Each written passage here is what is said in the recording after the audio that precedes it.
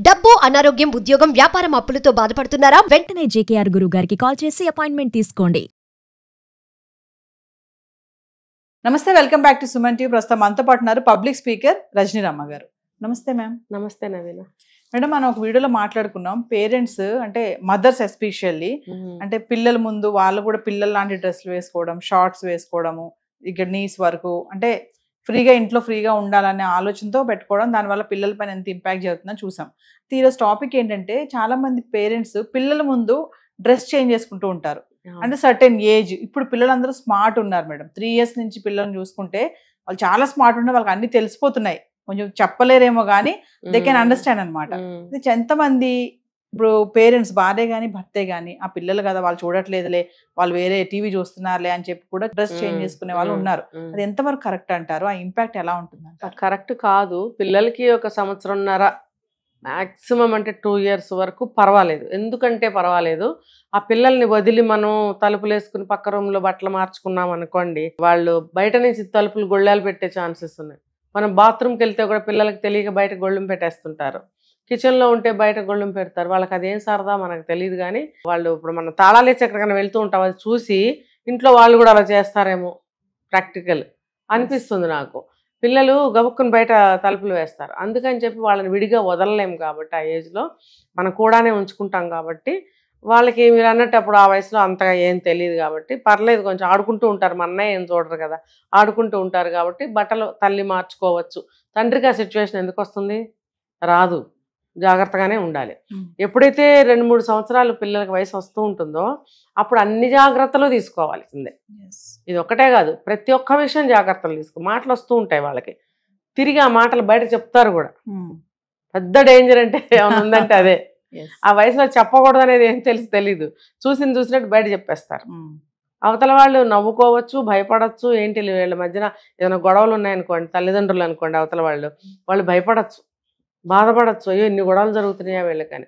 లేదు ఇలాంటి విషయాలు అనుకోండి, పరాయి వాళ్ళ దగ్గర గబుక్కుని అన్నారనుకో, వాళ్ళ ఆలోచనలు మారిపోవచ్చు, వాళ్ళ బుద్ధులు మారచ్చు, కొంచెం హేళనగా చూడొచ్చు, ఏదైనా జరగచ్చు. ముఖ్యంగా పిల్లల అభిప్రాయాలు మారుతాయి. చెప్పాను కదా, నేను చిన్న వయసులోనే అన్ని ముద్రలు వేసుకుంటాయి, ప్రతిదీ ప్రింట్ అయిపోతుంది. 3 ఏళ్ల వయసులో 5 ఏళ్ల వయసులో ఏదన్నా ఒకటి గుర్తుంది అంటే చచ్చిపోయే వరకు పోదది. గుర్తుంటే మాత్రం, గుర్తు లేకపోతే చెప్పలేం. కానీ దాదాపుగా వాళ్ళకి ఆ వయసులో చాలా గుర్తుంటాయి. చూడండి, ABCDలు మనం అప్పుడే కదా నేర్పుతాం, మరి చనిపోయే వరకు అవి మర్చిపోరు. ఏదైనా అంతే, నేర్చుకున్నది ఆ వయసులో ఎప్పటికీ పోదు, చూసింది కూడా చాలా వరకు గుర్తుపెట్టుకుంటారు. కాబట్టి పిల్లల ముందు మనం ఏదైనా మాట్లాడటం కానీ, పిచ్చి చేష్టలు చేయడం కానీ, ఇలా బట్టలు మార్చుకోవడం కానీ, స్నానాలు చేయడం కానీ, బాత్రూమ్స్కి వెళ్ళడం కానీ చేయకూడదు. అంతగా కాకపోతే వాళ్ళు నిద్రపోయినప్పుడు మీరు టాయిలెట్స్కి వెళ్ళండి. లేదు అని అంటే మనిషి ఎవరన్నా ఉంటే పెట్టండి. లేకపోతే పిల్లల ముందు బొమ్మలు అవి వేసి ఆడుకుంటూ ఉంటారు, మీరు 5 నిమిషాల పని కానిచ్చుకుని రండి. ఆ టైం మేనేజ్మెంట్ చేసుకోగలగాలి. మీరు ఇష్టం వచ్చినట్టు ఇదివరకట్లాగానే ఉంటాను, ఇదివరకట్లాగానే చేస్తాను అంటే చాలా ప్రమాదాలు వస్తాయి. పిల్లలంటే పిల్లలు కాదు, వాళ్ళు మేధావులు. వాళ్ళ ముందే అసలు జాగ్రత్తగా ఉండాలి. పెద్దవాళ్ళకన్నా మనం కొంచెం కన్ను కప్పి ఏదైనా చేయొచ్చు, పిల్లల్ని కన్ను కప్పి అసలు ఏం చేయలేము. మహా డేంజర్, చాలా అంటే చాలా. ముఖ్యంగా మగపిల్లలు అనుకోండి ఇంకా ఎక్కువ ఇంపాక్ట్ పడుతుంది. ఇప్పుడు తల్లి వాళ్ళ ముందు డ్రెస్ మార్చుకుంటే వాళ్ళకి ఆ సీన్లు గుర్తుండిపోతాయి. ఒక్కొక్కళ్ళు వచ్చి చంటి పిల్లలు కూడా తల్లి దగ్గరకు వచ్చి పాలు తాగకపోయినా ఆ ఛాతీ దగ్గర టచ్ చేస్తూ పాలు కావాలన్నట్టుగా, లేకపోతే ఒళ్ళో పడుకుని పాలు తాగుతారు కాబట్టి ఆ ప్లేస్ని మాటికి తడుముతూ ఉంటారు వచ్చి.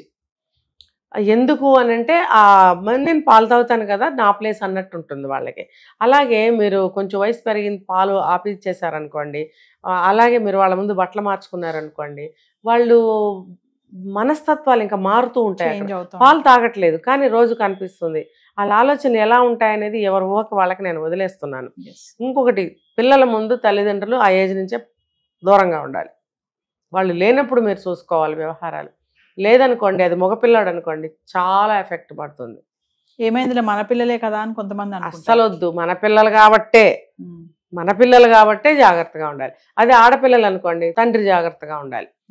చక్కగా నిండుగా బట్టలు కట్టుకోవటం, గౌరవనీయంగా కనిపించటం, గౌరవనీయంగా మనం మాట్లాడటం, ఆ విధంగా పనులు చేయడం, నోట్లో నుంచి వచ్చే ప్రతి మాట కూడా పద్ధతిగా ఉండటము, చేసే పని పద్ధతిగా ఉండటం, ఇద్దరు ప్రవర్తించాలి అలాగే, తల్లి తండ్రి ఇద్దరు కూడా పిల్లల ముందు. బట్టలు మార్చుకోవడమా, నోటుకొచ్చినట్టు వాక్కోవడమా, ఇష్టం వచ్చినట్టు సరసాలాడుకోవడము, డబల్ మీనింగ్ మాటలు, ఇవన్నీ చేయకూడదు. అసలు పక్క పక్కనే కూర్చోకూడదు. నన్ను అడిగితే ఎవరో సిల్లీ కామెంట్ పెట్టారు, పక్క పక్కన భార్యాభర్తలు పడుకోవద్దా? పడుకోనైనా, నువ్వు పడుకో, పిల్లల్ని కూడా పక్కన వేసుకుని పడుకో, ఏమవుతుందో ఆ రిజల్ట్ నువ్వే చూసుకో. ఇప్పుడు దానివల్ల ఏమవుతుంది, ఆడపిల్ల, నేను చెప్పాను కేసులు కూడా, ఆడపిల్ల వెళ్ళి తండ్రి పక్కలో పడుకుని 14-13 ఏళ్ళు వచ్చినా హగ్గు చేసుకుని పడుకుంటుందంట. ఏంటి అని అంటే నాన్న నాన్న నాన్న నాన్న కదా అనుకుంటున్నారు. ఇలా పిల్లల లోపల వేరే ఆలోచనలు ఉన్నాయి. స్కూటర్ మీద వెళ్ళేటప్పుడు గట్టిగా హగ్ చేసుకుని వెనక నుంచి కూర్చోవడం, ఇది అంత భయం వేసేస్తుందా నీకు స్కూటర్ మీద? మరీ చిన్నపిల్లలు ఏం కాదు కదా, 2-3 ఏళ్ల పిల్లలే చక్కగా కూర్చుంటున్నారు స్కూటర్ మీద. 12 ఏళ్ళు 13 ఏళ్ళు వచ్చిన పిల్లలకి ఏంటి భయం ఏంటి? మామూలుగా పట్టుకుని కూర్చుంటారు. ఆ పట్టుకోవడం వేరు కదా, ఎందుకంటే వాళ్ళలో ఫీలింగ్స్ వస్తాయి, హార్మోన్స్ పనిచేయటం మొదలవుతాయి, 10 ఏళ్ల నుంచే మొదలవుతున్నాయి. కాబట్టి తల్లిదండ్రులారా ఒళ్ళు దగ్గర పెట్టుకోండి. ఇప్పుడు అందరము ఆ దశ దాటి వచ్చిన వాళ్ళమే.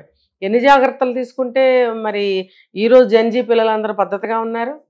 అంటే టీనేజ్ వయసు అంటే మేము 11, 12, 13 సంవత్సరాలు అనుకుంటాం. పిల్లల్ని పేరెంట్స్ మధ్యలో పడుకోబెట్టుకోకూడదు అంటారా? అసలు ఇంకా ముందు నుంచే పడుకోబెట్టుకోకూడదు. 3 ఏళ్ళు వస్తే పక్క వేరు చేయాలి, పక్క వేరు చేయాలి 3 ఏళ్ళు వస్తే. అది కూడా ఆ ఇద్దరు పిల్లల్ని మళ్ళీ 7-8 ఏళ్ళు వచ్చేటప్పటికి వేరు పక్కల్లో పడుకోబెట్టాలి. చిన్నపిల్లలే కదా, ఇల్లు సరిపోకపోవచ్చు, మంచాలు సరిపోకపోవచ్చు, కాబట్టి ఒక పక్కలో చిన్న పిల్లలేగా పడుకుంటారు, వాళ్ళకేం ఫీలింగ్స్ ఉండవు. 7 ఏళ్ళు దాటిన దగ్గర నుంచి ఒక పక్కలో పడుకోబెట్టద్దు. అది అన్న చెల్లెలైనా, అక్క తమ్ముళ్ళైనా, అన్నదమ్ములైనా అనవసరం. ఆ వయసు వచ్చేటప్పటికి 7 ఏళ్ళకి సపరేట్. అన్న చెల్లెలు కూడా అస్సలు అది ఇంకా డేంజరు. అన్నదమ్ములు పర్వాలా, అన్న చెల్లెలు అక్క తమ్ముళ్ళు ఇంకా డేంజరు. అదేం జెండర్ వేరు, ఒకే జెండర్ అయినా డేంజరే, చాలా డేంజరు. కలిపి అసలు పడుకోబెట్టద్దు, అన్నదమ్ముల్ని కూడా కలిపి పడుకోబెట్టద్దు. ఎందుకంటే వాళ్ళల్లో ఫీలింగ్స్ వేరే వస్తాయి, సపరేట్. ఈ రోజుల్లో హార్మోన్స్ తొందరగా పనిచేస్తున్నాయి కాబట్టి 7 సంవత్సరాల నుంచే వాళ్ళ వేరు మంచాల మీద పడుకోబెట్టడం అలవాటు చేయండి, చదువుకోవటం అలవాటు చేయండి. 9-9:30 అవగానే మీరు వెళ్ళి లైట్ ఆఫ్ చేసి దుప్పట్లు కప్పి బెడ్ లైట్ ఆన్ చేసి వాళ్ళు జో అని పడుకోబెట్టి వచ్చేయండి.